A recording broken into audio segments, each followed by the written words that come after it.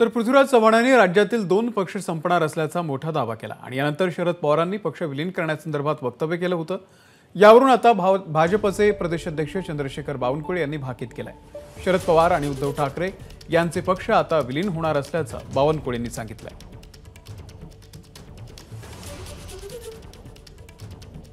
की आज 6 पक्ष तीन एका बाजूला असे 6 पक्ष एकमेकाविरुद्ध ठाकलेले आहेत। या लोकसभा निवडणुकीनंतर किमान 2 पक्ष तरी लोप पावतील, मर्ज होतील की कुठेतरी मर्ज होतील, त्यातले माणसं इकडे तिकडे पळतील, पण 2 पक्ष तुम्हाला दिसणार नाहीत। घ्यायला तयार आहेत का? नाही तर आता ते काही मी सांगत नाही, फक्त मी तेवढंच सांगतो की 2 पक्ष राहणार नाहीत 6 पैकी। पृथ्वीराज चव्हाण बोलले की महाराष्ट्राचे 2 पक्ष संपणार आहे। याचा अर्थ काय? याचा अर्थ उद्धव ठाकरेची शिवसेना संपणार आहे, म्हणजे उद्धव ठाकरे हे 18 सीट घेऊ शकणार नाही असं म्हणणं आहे पृथ्वीराज चव्हाणांचं। कारण उद्धव ठाकरेंनी मोदींचा फोटो लावून मोदींच्या सभा करून मागच्या वेळी 18 जागा जिंकल्या होत्या।